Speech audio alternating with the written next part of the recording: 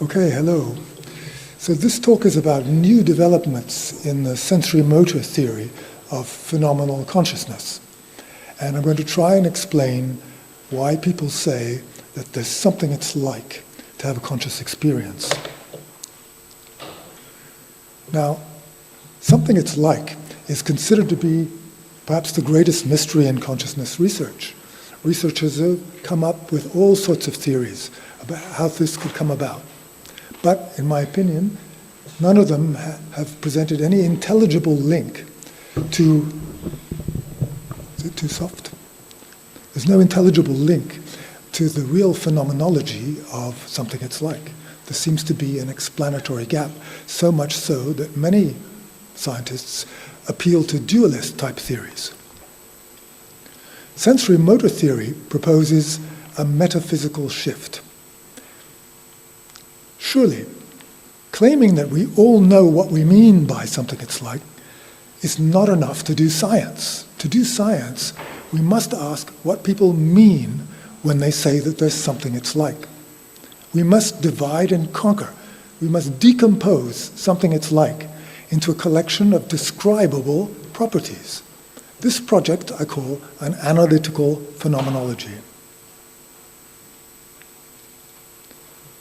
When we do this, something it's like is seen to be a collection of capacities instead of a single magical thing. The explanatory gap and the hard problem evaporate. A similar thing happened at the beginning of the 20th century for the concept of life. As Analytical mentioned, the concept of life was de-reified, i.e. it was no longer considered to be a single coherent entity. I think sensorimotor theory should propose a similar de-reification of consciousness. So to take a concrete example, let's take the example of feeling the softness of a sponge. When I say, well, we have to ask what people mean when they say that there's something it's like to feel the softness. And when I say what do people mean, I'm talking about normal, naive adults. Philosophers may mean strange things when they talk about consciousness. And here also I'll be talking about what people mean as adults about consciousness. I'm not talking about children, and I'm not talking, let's say babies. I'm not talking about animals, and not talking about machines. We can talk about that some other time. So when we think about this, the first thing that seems obvious is that when we say that it feels like something, then there must be a person with sufficient cognitive capacities to be able to know that currently they're interacting with a sponge in a soft way. In other words, there must be a self. Now, I'm not talking about a minimal kind of self, a pre-reflective kind of self. I'm talking about a socio-cognitive construct like philosophers like Dennett and others have suggested, a construct which is of a cognitive type. It may also be of a social kind, as suggested by social scientists, like, for example, Wolfgang Prinz, Ian Hacking, and even some neuroscientists like Michael Graziano have proposed scientific approaches to the notion of self. So I think the self is not a mysterious thing, and I'm going to leave that aside. Another thing that we imply when we say we're conscious of the softness is that we are cognitively accessing the fact that it's soft, okay? Now, this cognitive access has also been discussed in scientific ways. There's a higher order thought theory, for example, that emphasizes the hierarchical aspect of this knowing that you know that you know. And then global workspace theories have emphasized the fact that you need to have information which is somehow globally available to do this. And then predictive processing theories have also mentioned the importance of higher order knowledge, combining with lower order knowledge, making predictions. So all these three components are receiving currently scientific approaches, and I think that this can be solved and it's not mysterious. But where there may be a little bit of a mystery is in the quality of the redness of red, or in this case, the quality of the felt softness. And this is where sensorimotor theory has an original contribution. Okay? Sensorimotor theory asks, what are we actually doing when we're feeling the softness? Answer, we're probing. We're mentally and physically testing whether the sponge is soft. I press and it squishes. That is what it means to feel softness, to be in the state of mind such that I know that currently if I press, it squishes. It's a sensorimotor law. The quality of softness lies in that sensorimotor law. Of course, softness is never felt all by itself. Softness is always accompanied by a number of other feels, like, for example, the springiness, the roughness of the sponge, etc., and even much more general aspects, such as the fact that it's a tactile sensation rather than, let's say, a visual or auditory sensation. But the thing is that all those aspects of my feel are sensorimotor laws. They're things, they're ways of doing things. They're laws that describe my current mode of interaction with the sponge. So they're all types of ongoing probing. They're all sensorimotor laws. Now, would you say that the feel of softness was generated by the brain? Now, this question doesn't seem to make sense from a sensorimotor point of view, because softness is not the kind of thing that's generated in my brain, okay? Softness is a word that describes how I am currently interacting with a sponge. It's a mistake to go looking in the brain to understand why I feel it is soft rather than hard, because it lies in what I'm doing. And the same for these other accompanying feels. Thinking this way about softness is a way of escaping from the explanatory gap, because it's a way of escaping from the idea that we need to find a brain mechanism that's generating the softness. Softness is a non-mysterious fact about how you interact with soft things, and that can be talked about in everyday language. There is no explanatory gap. So because of the advantage in bridging the explanatory gap for softness, sensorimotor theory takes the wager to try and account for all experiences in the same way. A similar idea was actually suggested by Nick Humphrey a long time ago in his adverbial approach to sensation. Now, this seems to make sense for softness. I can convince many people that what I've said makes sense about softness. But what about the redness of red? And what about the hurt of pain? It seems much harder to account for these things as things that you do. But given the advantage in bridging the explanatory gap, let's try. And over the last decades with my colleagues, I've been trying to apply this approach to all experiences. And I've had some success, and the success that I'm most excited about is color, the redness of red. Okay? So what did we do to cast the redness of red in sensorimotor terms? What we did is we considered that the feel of red is not something that you passively receive. The feel of red lies in how different colored surfaces modify the light coming into your eye when you move the surfaces around under different illuminations. And it turns out that you can mathematically describe that law as a 3x3 matrix that you can calculate objectively by combining the spectral absorption of the 3 human photoreceptor types and the surface reflectances of different colored surfaces. When you do that, and you look at the resultant 3x3 matrices for all colors, you find that there are 4 colors, red, yellow, green, and blue, that have very special properties. The matrices that correspond to those colors are what mathematicians call singular. Singular matrices have the property that the law that they describe is much simpler than all other laws. And using this idea, we were able to precisely define those particular hues of red, yellow, green, and blue that were those hues that were universally named in all cultures throughout the world. Precisely determined those hues. And we were also able to precisely predict psychophysical measurements done on people, asking them to determine which hues they thought were pure and unique. So we were very proud of that because it was what I called a victory of philosophy over science. A simple idea predicted so precisely something that psychophysicists and anthropologists were not able to predict so accurately. And now there are other applications of sensorimotor theory. In addition to color naming, we've done work on change blindness. It showed the feasibility of sensory substitution. I've been doing work on the rubber hand illusion and also work on the development of notions of space. All to say that sensorimotor approach is not just philosophy. It makes predictions and stimulates new research. But let me come back to what people mean when they say that there's something it's like to consciously feel the softness of a sponge. Have I dealt with everything? Is there perhaps something missing? Is there an ultimate something it's likeness?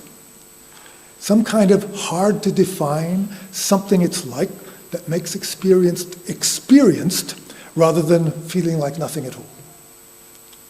Now, as scientists, to advance, we need to probe deeper. We can't just shrug our shoulders and say, well, we all know what that means. We have to know what we mean when we say it's experienced. So let's try brainstorming some other words to describe better what we might mean. So, for example, you could perhaps say that things that are experienced feel like they're ongoing or current or real or lived, or they affect us at a locus, for example, in the world or on our body or in our minds or as people. They impose themselves on us. They are felt. They occupy us. They are present to us. They're displayed to us. All of these are terms that could be used to perhaps make more precise what we mean when we say there's something it's like. What I'm going to do now is try and show you how we can find some objective sensorimotor laws that perhaps explain this first feeling of ongoingness, occurrence, and realness and livedness. So, to proceed, let's think about what the man in the street means when he says, it was a real experience, that bicycle ride I took down the mountain path. What does he mean? I think it's a question of control. It means that you're actively engaged in interacting with the bicycle and the world, but you're only partially in control. There's lots of fast, ongoing give and take between you and the bicycle and the world, but unpredictable things must also be happening. So let's try and be more precise. Let's see how this could be scientifically treated. Let's make a graph. Okay, the y-axis here will be the objective degree to which I, through my voluntary actions, can control the flow of information coming into my brain. And on the x-axis, I'll plot the slowness or fastness of this interaction.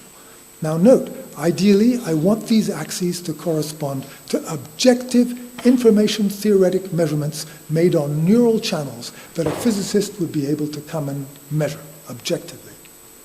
Okay, now let's look at what I meant by saying it was a real exciting experience with my bicycle. I plotted in this red oval here because the control I have was partial only, okay?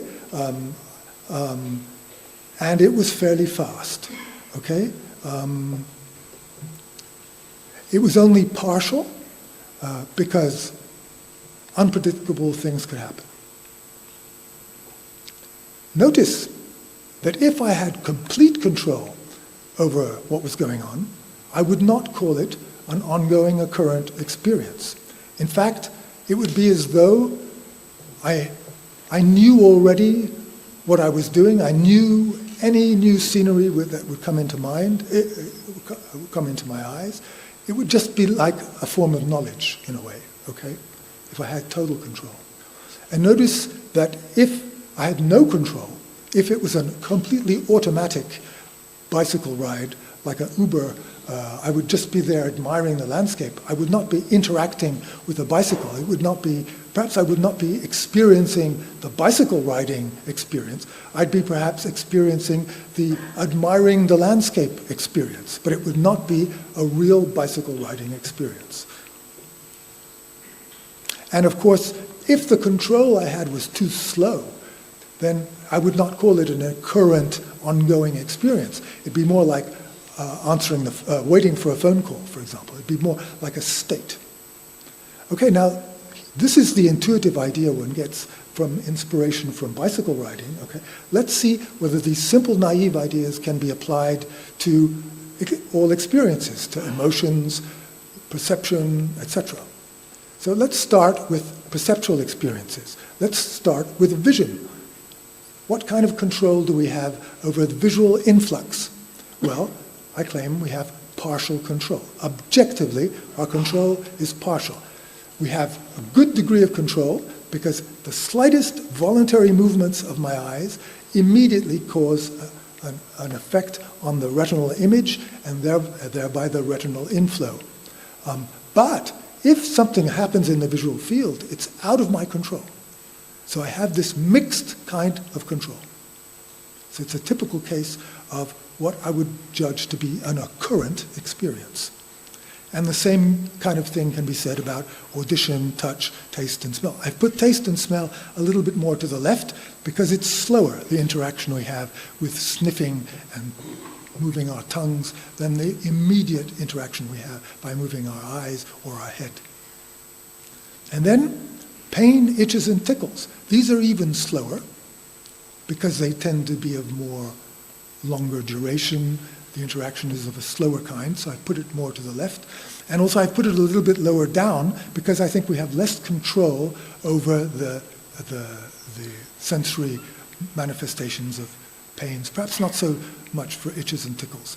By the way, everything I'm saying here is very qualitative. You may not agree with exactly where I'm putting these different experiences on my plot.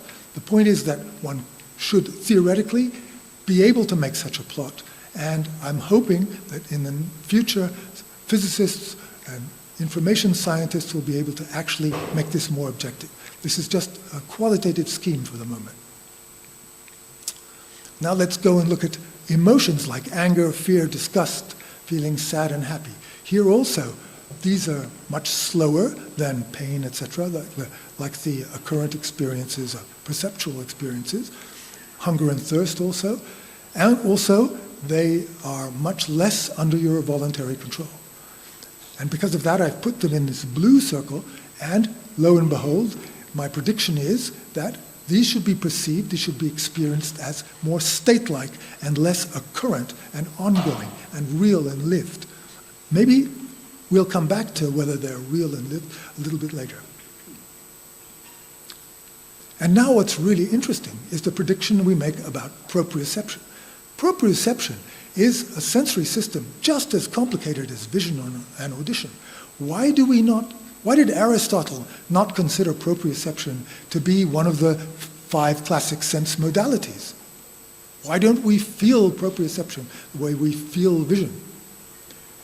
This chart gives the answer. Proprioception is almost totally under your voluntary control. Proprioception measures the position of your limbs. You have the muscle spindles and the joint receptors that give immediate changes when you move your muscles, when you move your limbs voluntarily. However, it very rarely, or if ever happens, that you get proprioceptive input that has not been caused by your voluntary control. So you have almost complete control. So proprioception, as I predict from the chart, is perceived as a form of knowledge. You know where your arm is. You know what your posture is, but you don't feel it in an ongoing and current fashion. Perhaps if you're a dancer and you've been doing this a lot, then you begin to control it much more and you have more control. And you begin to become more aware of the instabilities and the changes that you can effect. Another case is mental states, like here on the left, confident, feeling resolved, feeling confused, feeling lonely, for example, All these mental states are completely under your mental control. They only change very slowly for uncontrollable reasons. So I've put them, and it's rather a slow form of control. So as I would predict, these kind of experiences will be more knowledge-like and not occurring and ongoing, and they'll be more state-like.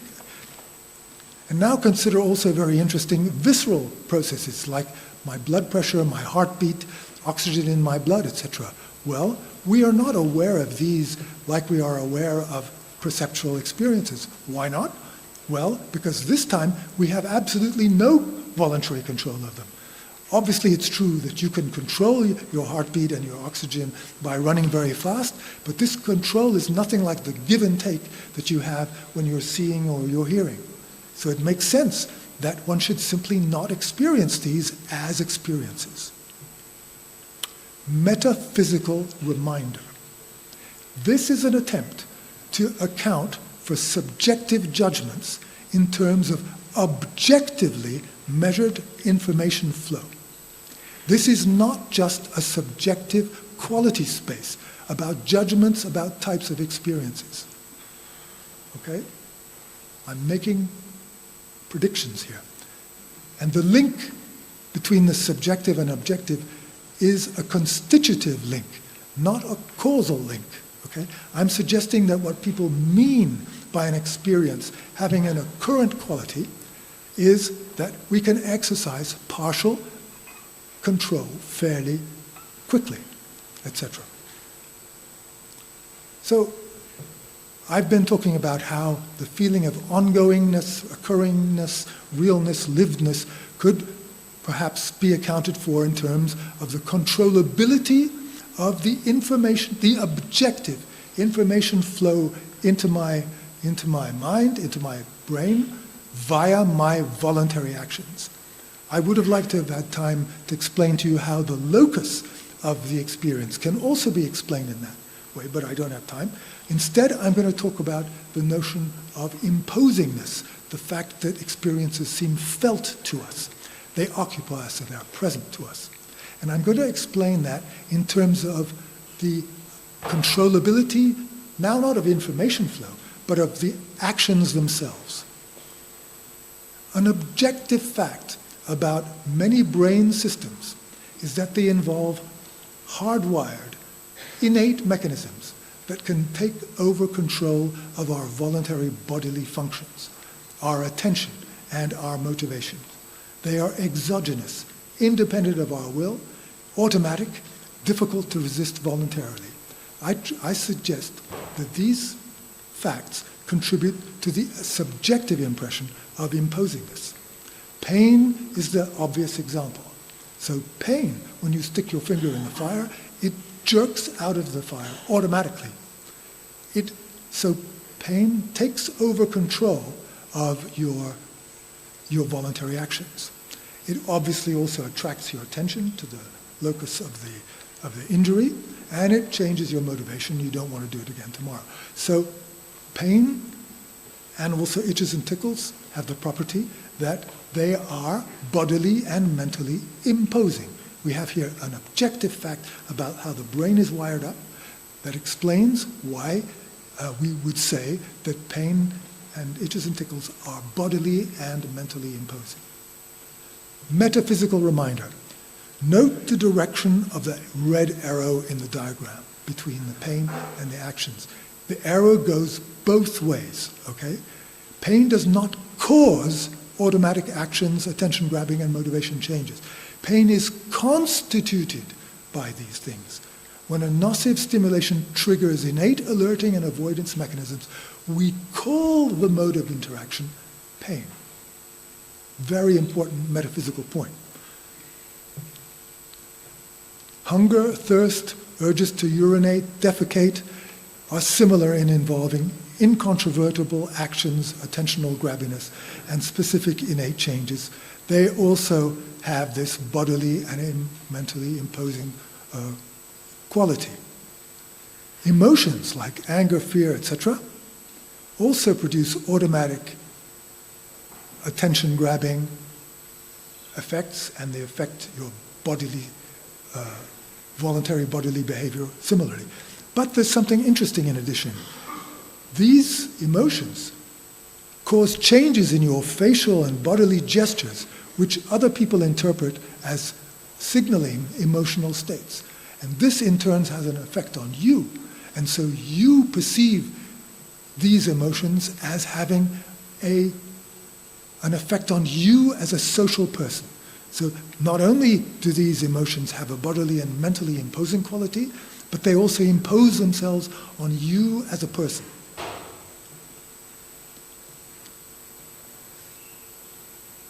Let's look at the perceptual senses, and in particular vision. This is something very interesting.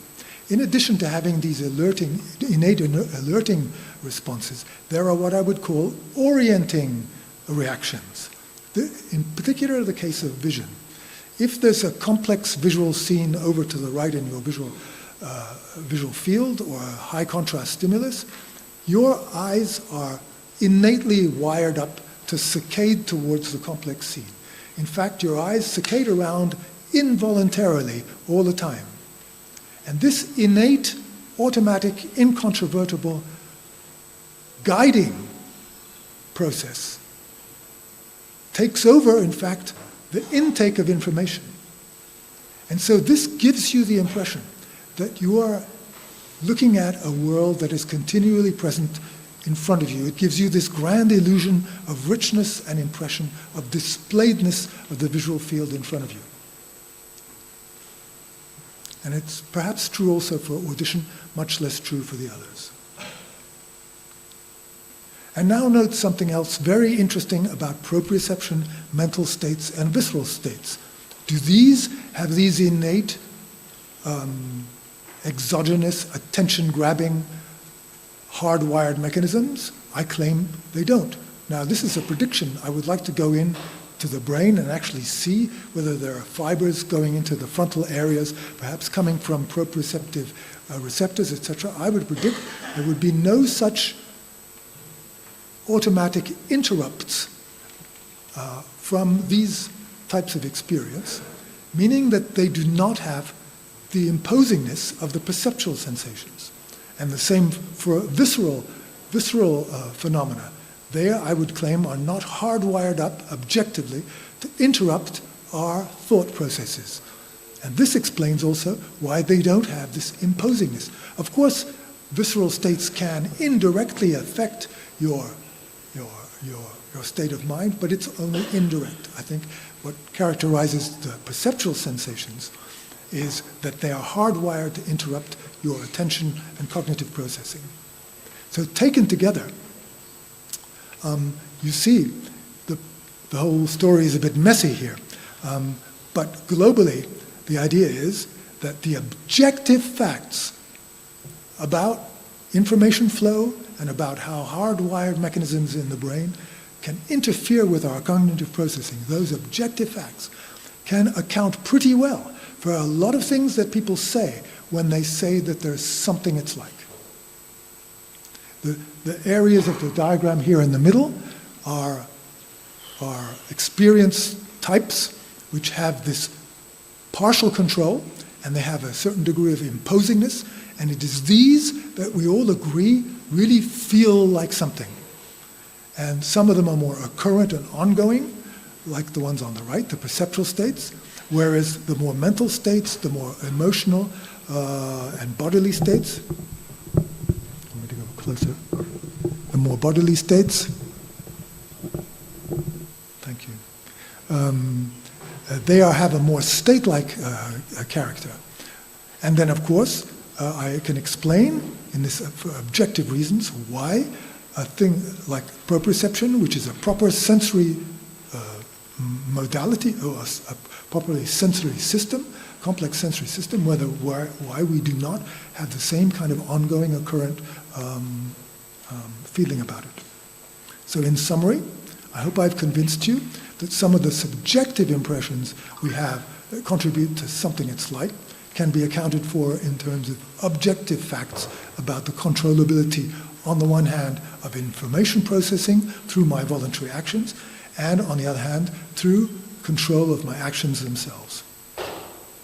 Conclusion number one, this attempt to understand something it's like is just a start, and it needs much more work. I need help from young people to look in more detail, in particular about how to objectively measure these degrees of controllability, and we also need a way to psychophysically perhaps better accumulate judgments about the different degrees to which people will apply these epithets like ongoing, occurrent, real, displayed, present.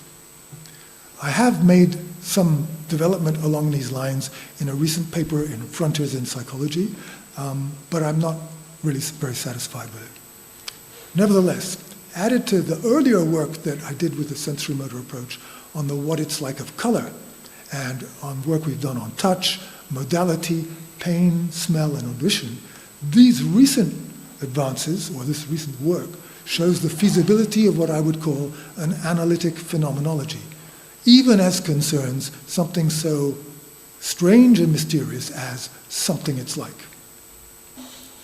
So if you want further information, you can find it on my website and also download my book. Thank you.